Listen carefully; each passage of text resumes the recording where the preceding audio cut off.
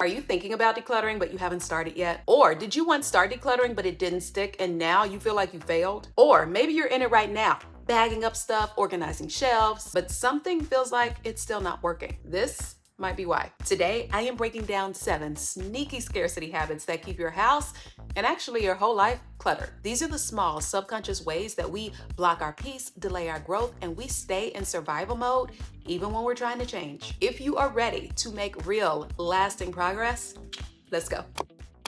Welcome back, my friends, or welcome if you're new here. My name is Christy, and I make content centered around realizing that no matter where we are in life, no matter our age, we are just on time to live the life of our dreams. Before we get into the habits, let's really quickly touch on what a scarcity mindset looks like because it is the root of pretty much all kinds of clutter. A scarcity mindset is the belief that there is never enough. Never enough time, never enough money, never enough space, support, or energy. You name it. And it tricks your brain into thinking that you have to hold onto everything just in case. It says, what if I need this later? I can't waste it. I don't know if I'm going to be able to replace it. I'm going to use this someday.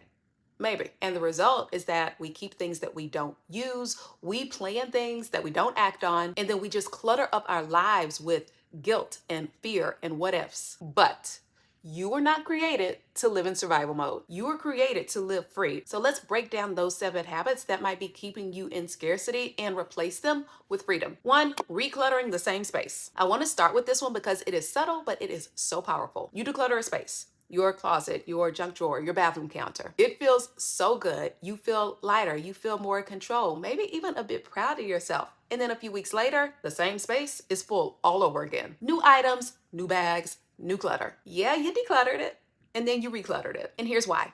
Sometimes after we clear out a space, we immediately feel this void, this emptiness, and this quiet that we didn't expect. And then instead of sitting with that, we feel it. We buy more. We bring in new things. We recreate the chaos that we were trying to escape because there's a part of us that got used to it. Familiar mess feels safer than unfamiliar clarity.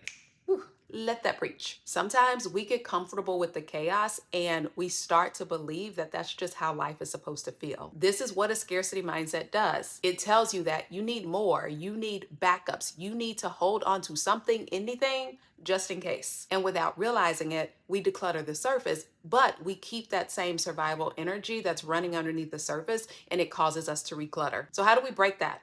First, before you make a purchase, I want you to pause and ask yourself, is this feeling a need? Am I buying this because I'm bored, anxious, or trying to feel like I'm in control? Then second, I want you to reclaim that space as sacred. Give every item that stays a purpose and a place. And then third, I want you to reframe that empty space as a symbol of peace, not a problem that needs to be solved. If you know me, if you have been around for any bit of time, you know that I filter everything through a privileged mindset. When I say a privileged mindset, what I mean is a mindset that says, I expect that the best life is for me, and the way that I live, the way that I show up for life is a reflection of that expectation. And so thinking of this through a privileged mindset, it says, I don't have to fill every space. No more chaos loops, no more comfort clutter, no more buying things to fix a feeling. The goal is just clarity and peace and space for what really matters. Shuffling instead of removing. This is another sneaky one. So say you move stuff from your bedroom to the hallway, and then from the hallway to a bin in the garage, and then from the garage to the bathroom, and you call it progress. But all of that stuff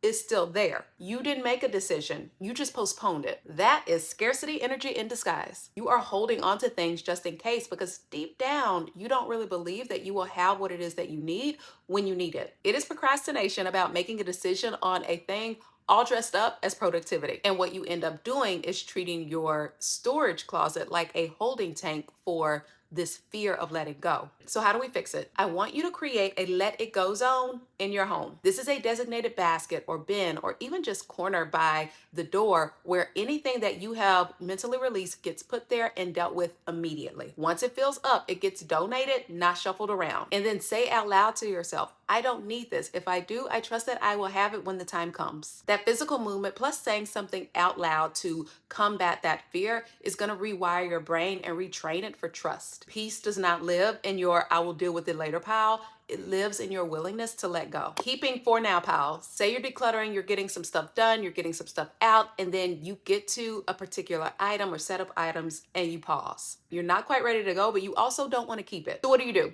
You make a little pile. It's a for now pile. You will decide later. But later, a lot of times never comes.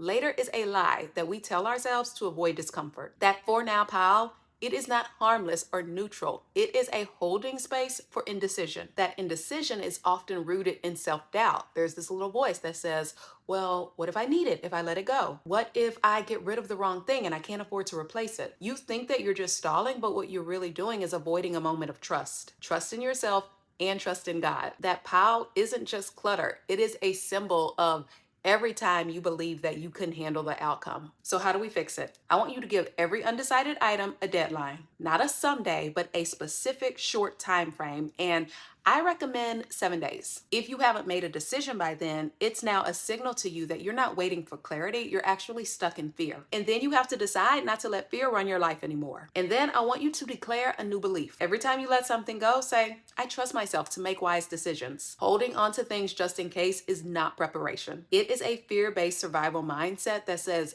I have to be my own provider. I know I have a lot of Christian girlies like me on here, and if you believe in God and trust Him to be your provider, He already knows what you need before you need it. You don't learn to walk in that truth by hoarding. You learn it by releasing again and again with faith. We do not break the habit of indecision by waiting for more clarity. We have to break it by taking bold and loving action even when it feels uncomfortable. Over planning without action. This one hit me so hard because I am a planner by nature. I used to spend hours making the perfect checklist. I would map out the exact order that I wanted to declutter things in. I would highlight it, color code it, pin it to my vision board. But the actual space that I was intending to deal with, nothing was happening. Maybe for you, it's not the checklist. Maybe it is watching a ton of YouTube videos and TikToks about decluttering and organizing. Maybe it is reading blog posts or saving 75 decluttering pins on Pinterest. You feel productive, but nothing has actually changed. That is not preparation, that's distraction. And what's happening is that scarcity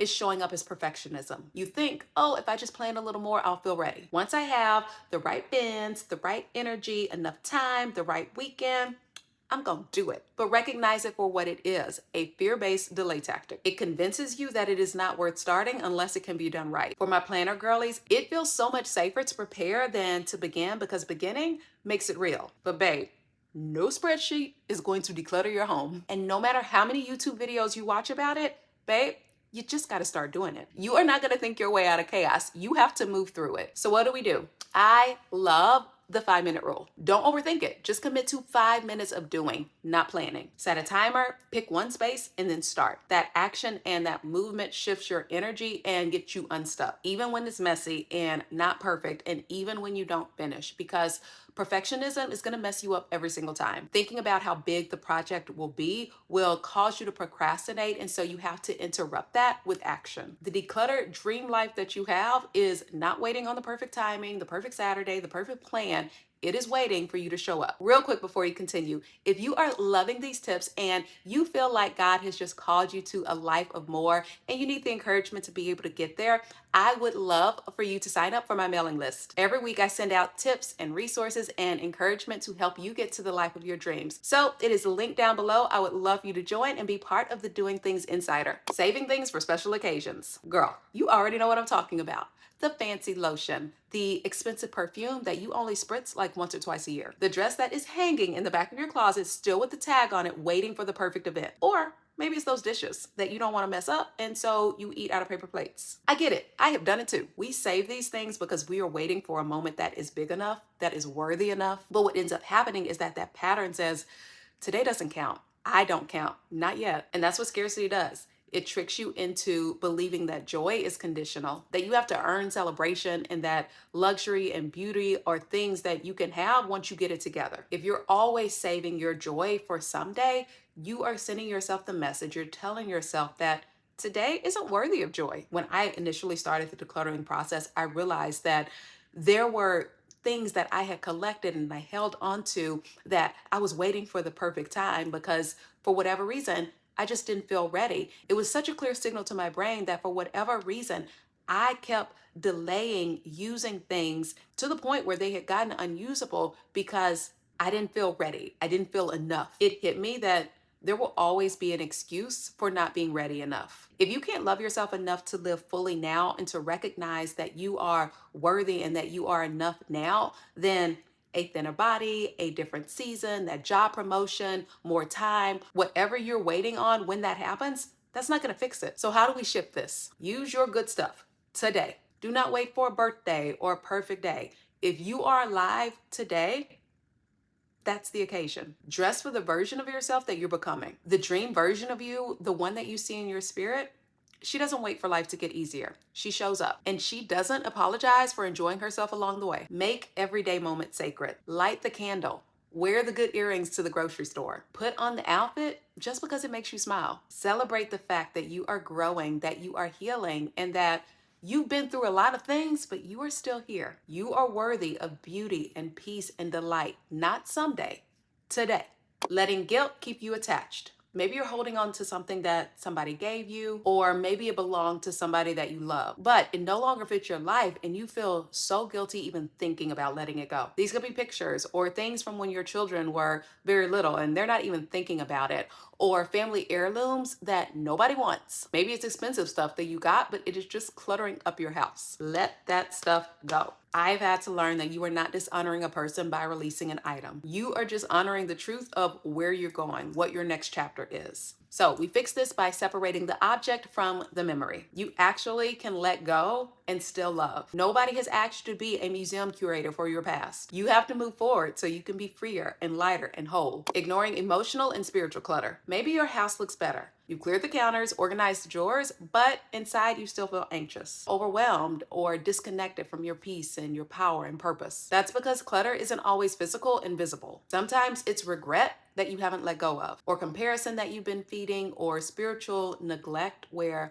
maybe you're going through the motions, but feeling very disconnected from God and from yourself. You can organize your entire home, but if your inner life is still crowded with fear, resentment, guilt, overwhelm, you're not going to feel free. So how do we fix this? One, take intentional time to reconnect with God and with yourself. Even just 5 to 10 minutes of reading or prayer or quiet or journaling or moving, simply just cutting out the noise can shift your entire energy. Also, ask yourself, what is really weighing me down right now? And what do I need to let go of to get back to peace? And then see what comes to you.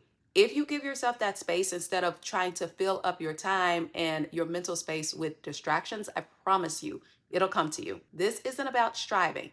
It is about returning to God, returning to being grounded, and returning to the fact that peace is not something that you have to earn by doing more. It is something that you receive by letting go. Like I said at the beginning, clutter is not just about your home. It is about the stories that you're still carrying. It is about the fears that you haven't named and the habits that feel harmless but are keeping you from peace. These sneaky scarcity habits, they want you to stay small. They want you to stay tired and distracted, but you are not called to clutter. You're called to freedom. I want you to drop a comment and let me know which habit hit you the hardest. I would love to hear your thoughts and cheer you on, but I also just love how this community rally around one another and gives ideas, gives support and advice to be able to lift one another up in love. If you're ready to go deeper with this, like beyond just the surface level, go ahead and check out my 30-day decluttering program. We go room by room and mindset by mindset to help you clear space for the life that you've been craving. Also, if you're not subscribed, what are you doing? I'm gonna need you to jump on that. Alrighty, my friends, I love you so much and I will see you in my next. Mwah.